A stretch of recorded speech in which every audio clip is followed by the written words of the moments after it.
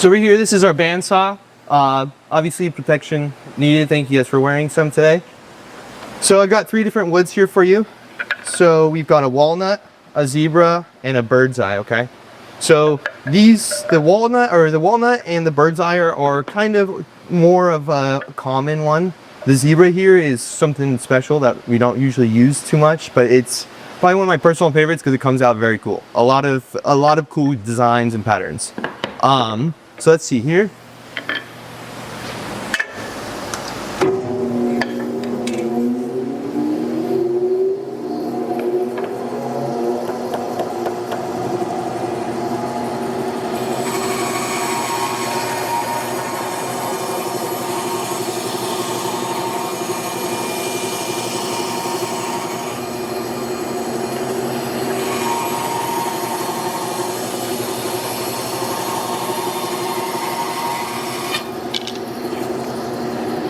So if you take a look, it's a pretty close to the exact match here.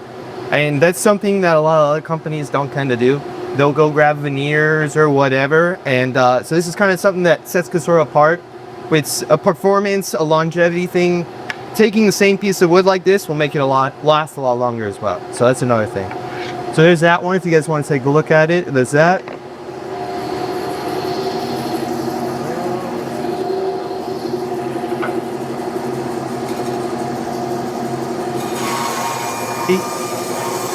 Correct. Exactly.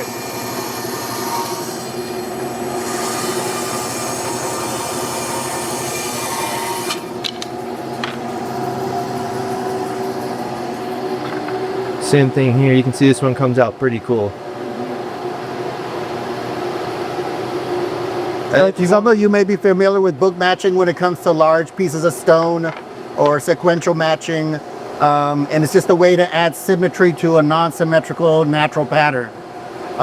We use it on our drawer fronts and throughout the cabinet itself.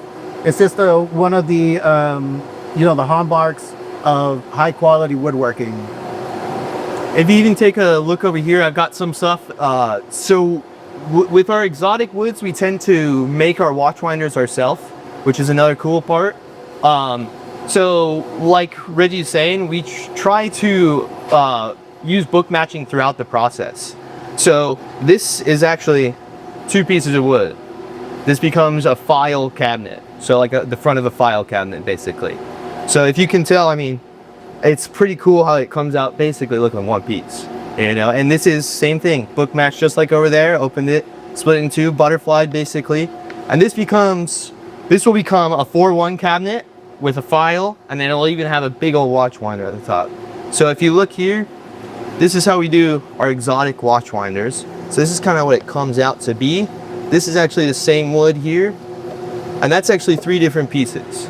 So we take the time, glue it all together, make sure it matches and everything, and then it's a totally different wood from here to here sometimes. It's pretty cool. It's pretty cool to see the whole process as well. And as you guys go through, you'll be able to see that today.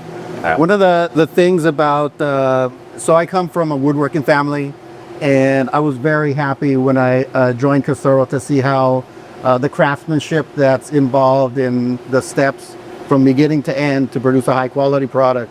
One of the reasons that may not be too obvious to the layperson is when you're using hardwood, solid wood, the light refracts differently on the solid hardwood than it does a veneer.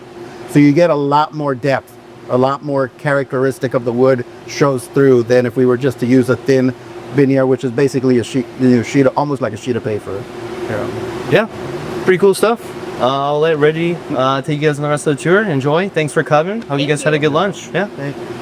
I wanted to point out this stack of exotics here. One of the things when your standard woodworking, whether it's maple, cherry, or walnuts, is you have graded. You have a grade, so you go from anywhere from number 1 common to something that's architectural grade. When you get to exotics, that grading system no longer applies because you're not able to get big pieces of exotic woods or widths that are part of the grading system in architectural woodwork. So our shop foreman will actually go and have to hand select each board, and they have to be skilled enough to know what's in the layers inside the wood. So they can, by looking at it, they have to have an educated guess of how that's going to look once it's split, and how it's going to lay out and sequence throughout the drawer fronts. It's pretty cool. Any questions on any of the hardwoods? And as you can see, these are standard shop tools. There's nothing spectacularly fancy about anything we're using. It's tried and true tools people have been using for hundreds of years. With the exception of the CNC machine, which makes our life a lot easier.